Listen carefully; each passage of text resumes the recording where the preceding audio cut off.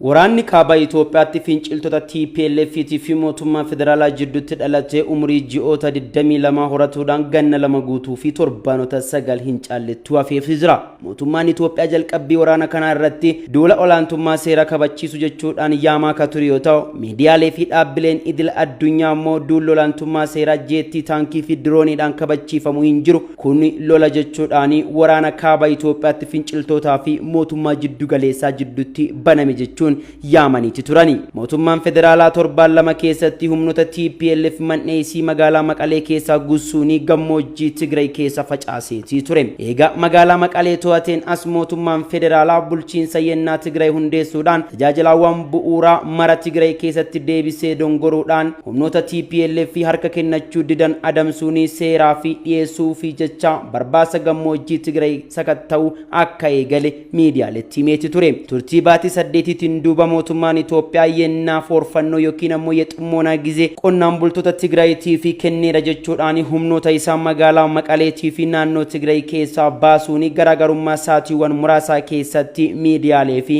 ibsa kennuun addeesseetii ture. Humnootiin Tigray kan mootummaan Itoophiyaa garee kaayaa fi kaayoo hin qabne shiftoota yookiin ammoo shororkeessitoota jedhee yaamuun TPLF duulli maqaa seeraa kabachiisuutiin nurratti baname lammiilee teennaa humnoota Isaayyaasiitii fi Amaaraatiin dararaan cimaan irra dhaqqabeetii jira. Dhiibbaa fi rakkina lammiilee teennaa irra dhaqqabee fi ammoo herrega walirraa kaffalana jechuun lola banteenii haga handhuura lafa Itoophiyaatti seenuun badii wal fakkaataa raawwattee jirtu jechuun koomishiniin mirga dhala namaa Itoophiyaallee addeessee akka ture ni yaadatama. Hirba TPLF gatiitii gaditti eegalteen kan aaran ministeerri muummee Itoophiyaa Dr. Abiy Ahmed ammoo hoomaa waraana Itoophiyaa fi isaaniitii hoogganuudhaan humnoota TPLF ifirra facaasee akka deebi'ee miidiyaaleetti himee akka tures ni yaadatama. Duula bawaan kanaanillee ministeerri muummee Itoophiyaa deeggartoota isaanii biratti milkiin deebuu isaanii hordofee dhaadheffannaa hamaa kan argatan yoo ta'u, abbootiin gadaa Oromootu abbichuu abbaa biyyaa jechuudhaan moggaasa maqaa masoo kennaniifiiti turani. Dhaabbileen akka gamtaa Afrikaa, gamtaa Awurooppaatii fi mootummoota gantoomanii akkasumas ammoo mootummaan Ameerikaa amma haga deentan dhaggitanii jirtanii waraan isiniin baasu jechuudhaan TPLF fi mootummaan federaalaa akka walta araaraman gaafachuu hordofee waliigalteen dhukaasa dhaabuu gamtokkeedhaan mootummaa federaalaatii fi finciltoota TPLFtiin taasifamuun ji'oota 5 fi lolli o'aa fi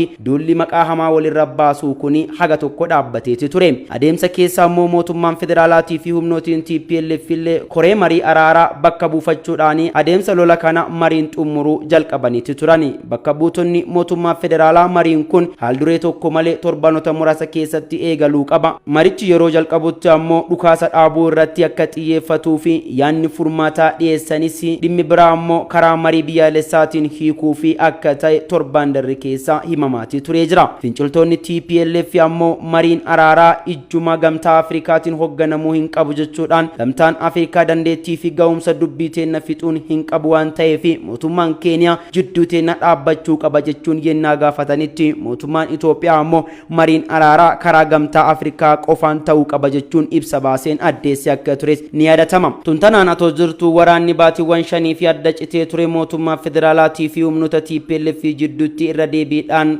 akka ka'aa jirus dhagahameeti jira. Dubbii waraanni haareenni eegalamuu kana miidiyaaleen addunyaa gurguddoon eega gabaasaniin duuba mootummaan federaalaa TPLF atoonuuti waan marii nagaa dubbataa jirru haleellaa haaraa eegalteetti jechuun karaa tajaajila kominikeeshinii isaatiin yoo addeessu TPLF illee ammoo haleellaan meeshaalee waraanaa gurguddoo nurratti banamee jira jechuudhaan akka addunyaan qubanaa qabaattu jechuun miidiyaalee harka isii jiruun himatteeti jirti. Dubbiin lolli haaree dhalate jedhu kana hordofuudhaan mootummaan Ameerikaa lolli kun dhiittaa mirga dhala namoomaa rakkoo dhala namaa bal'aa fi ko'uu dinagdee haaraa uuma malee faayidaa tokkoyyuu hin qabu waan ta'eef waraanni kun akka dhaabbatus waamicha dhiyeesseetii jira. Barreessaan olaanaan dhaabbata mootummoota gamtoomanii Antooniyo Guuteres gama isaaniitiin ammoo waraanni deebi'ee eegaluun akka isaan naasise himanii ka jiran yoo ta'u, waraanni kunillee ammoo ariitiin akka dhaabbatu waamicha dabarsaniitii jiru. Gamtaan Awurooppaa ammoo amma yennaan tan marii araaraati malee tan lolaatii moti jechuun lolli kunis akka ariitiin dhaabbatu gaafateetii jira. Gamtaan Afrikaa ka lola kana mariidhaan xumuruu fi abdatame ammoo humnooti wal lolaa jirtan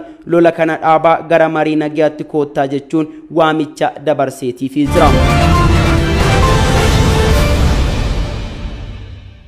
Lola waraana bilisummaa fi hidhattoota mootummaa gidduutti salaalee aanaa warra jaarsotti adeemsifamaa jiru hordofee hawaasa naannawichaa hidhattoota mootummaatiin dararaa olaanaan irra gahaa kan jiru yoo ta'u,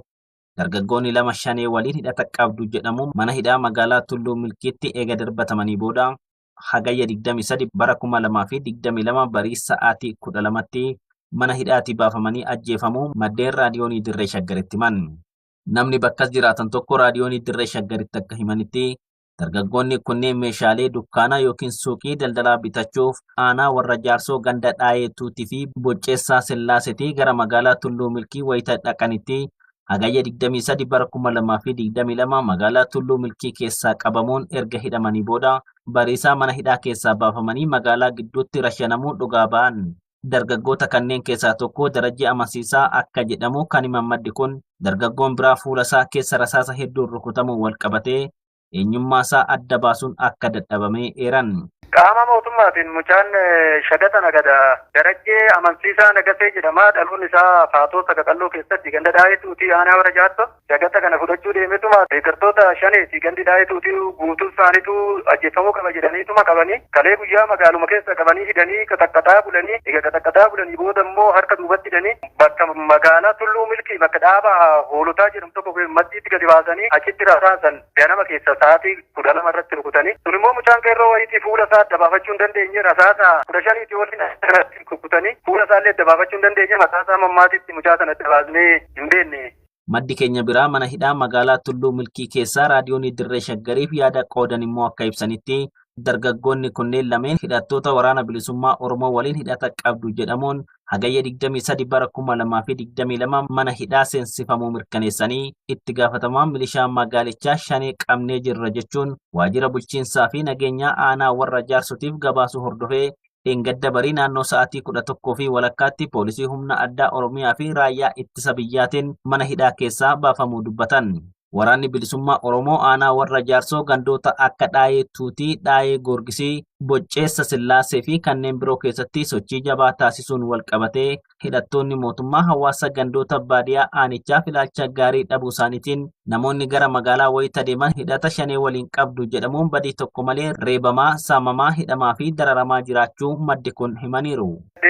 Dhiirri dubartii kan hin jenne yoo ba'an gabaarratti Tulluu Milkiitii fi aanaa kana keessatti reebicha dararaa hamaan nurra ga'ee jira waan ta'eef uummanni nagaa karaa qotatee bulu hin jiru waan ta'eef jirra baay'ee garatti sochii hin jiru qabeenya namaa hin saamanii birrii namaa suuqii namaa cabsanii dubartii namaa hin gulee baay'ee rakkoo hammaata nurra ga'ee jira kanaaf immoo eega du'ee raawwate immoo reeffa hin kaastanii jedhanii uleedhan biyya reebaa jira waan ta'eef baay'ee rakkoo hammaata kan du'ellee awwaallachuun hin jiru hallayyaatti guuranii baay'ee nu rakkisaa jira waan ta'eef akkasii jirra namni qonnaa qotee bulaan akka itti qotatee jiruuf jireenya ofii fooyyessuuf jiru karaa qonnu hin qabnu mana hin buluu hiyyeessa daggalatti bosonatti mannanii jira baay'ee nu astakaayyaa jiranii uummatni dararaa guddaa keessa jira. Kana malees hawaasni baadiyyaa aanichaa shanee qallabdu jedhamuun garmalee dararamuu maddiitti hidhattoonni mootummaa manneen jireenyaa gubaa hoolota sangootaa fi beeladoota manaa qonnaan bulaan rassaamuun qalachaa jiran jedhaniiru. Namoota adda addaa kana deeggartanii jedhanii nama dafqaan bulaa kasala gurguree adda nagadatuu kanaan eega dhalataa Dhaayetuutii fi Dhaayee Goorgisii kana taatanii shanee qallabdanii dhumuu qabdanii jedhaniituma hidhanii kaan gudeedanii kaan harka duubatti hidhanii hallayyaa irratti illee dhaabanii hallayyaa duras karaa aanaa warra jaarsoo kanarraan bitaa turanii ammas immoo qabeenya namaa hoolota qotiyyoota rimeessan jedhanu maseenan jedhanu qotee bulaa jalaa qotiyyoonnis qalamee dhume warri Dhaayetuutii jedhamu guutussa uumuu qaba horii kana wajjin jedhaniituma biyya saamaa biyya qalaa jiranii haalli qaama mootummaatiin achirraan gadi bobba'aa jiru kun baay'ee rakkoo hammaataa darara hammaataa hidhaa fi gadadoo hamaan nurra ga'ee jira haalli jireenya keenya baay'ee rakkisee jira beektuun bosona keessatti da'aa jirti. Daldaltoonni, qonnaan bultoonni fi kutaaleen hawaasaa naannawichaa haleellaa hidhattoonni mootummaa geechisaa jiran jalaa miliquuf qeefii qabeenya isaanii dhiisanii baqachaa akka jiran himan. Hirmaaman inni magaalaa baadiyyaa san keessa jiru magaalaa lama san keessa immoo ijoollee shagata lagatullee kan qotee bulaa ta'ee manni baay'eedha kuni dubbii tasaate waan ta'eef amma kanarraa kanarra oolfachuudhaan baay'ee galateeffannaa malee hedduu waan namoota hedduu iddoo kana gadhiise waan mileen lakkaa'amu qotee bulaan lakkillee otoo qotamee lafatti hafee manni duwwaa jira namni qotee bulaan nagadee kan bulu diigamee manni akkuma duwwaa jira lakkaa'amee takka lama jedhee kan lakkaa'amu miti kan kumaatamaan lakkaa'amu akka ganda Dhaayetuutii magaalaa Amusiitii fi magaalaa Arbi Jimaataa kan jedhamu kana keessa namni iddoo jireenya ofii gadi lakkisee baqachaa jira jechuudha.